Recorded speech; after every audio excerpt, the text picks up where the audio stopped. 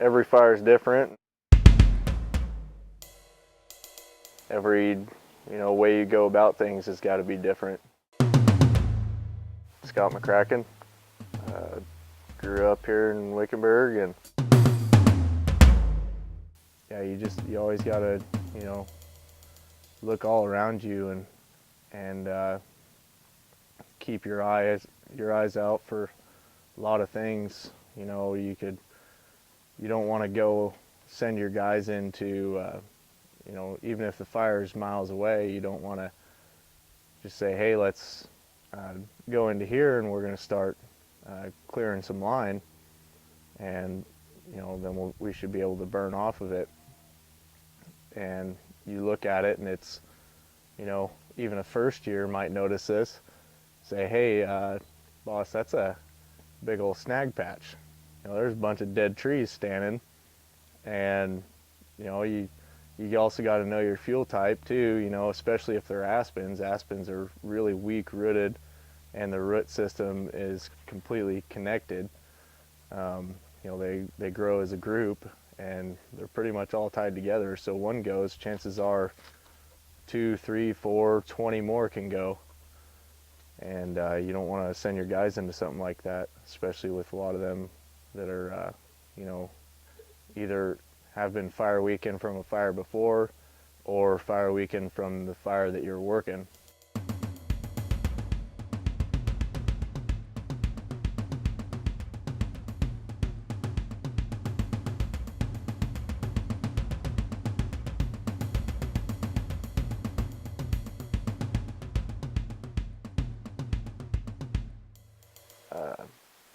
Left here on my own when I was 17, moved up to Wyoming, northwestern Wyoming, and started working for Yellowstone Outfitters and Yellowstone Horse Rentals, and just went up for a summer season in between junior and senior year of high school, and wanted to get out of the heat.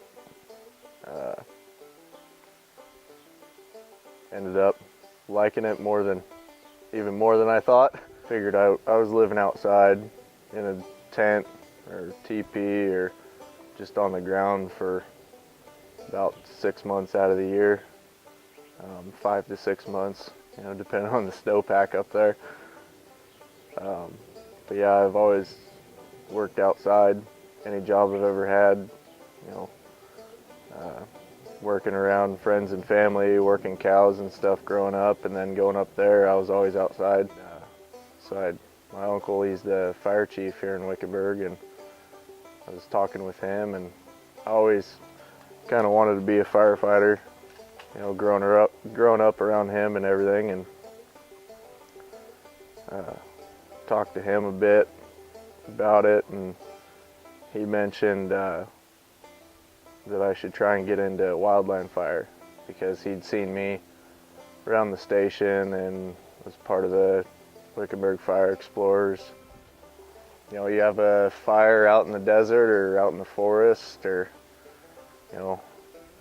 generally could start from a house fire, but pretty much any type of fire that's lost control out in the wilderness or out in the forest or national parks, anything like that.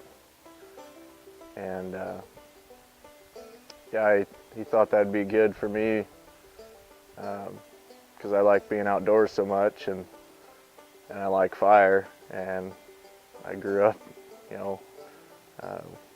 working hard, I guess, and I like that. I like working hard. I like the sense of accomplishment you feel, after you've done a good job. Or old school guys, old school hot shots, they say you're not a real hot shot until your third season. It's old school way is one shot, double shot, hot shot, and so that's just your seasons. And that's pretty old school. Not a lot of people go by that anymore. If you get a season in and you get invited back after one season, then a lot of people call you a hotshot then. My first season, I started out on a Type 6 engine up in northern Utah, and it worked out really well. They call it filling or detailing with the crew. And my engine captain, he had an assignment that he wanted to take so that he could get some more training opportunity and get some things signed off in his task book.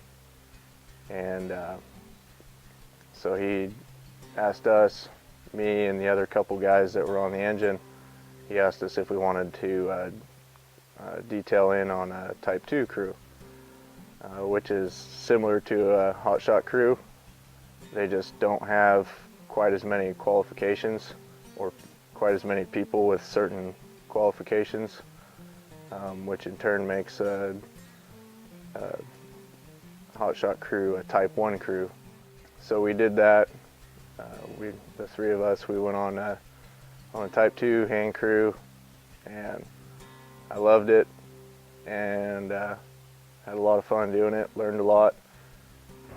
Be in shape, the best shape that you can be, and be ready to eat some nasty food, including MREs, and get used to sleeping in the dirt.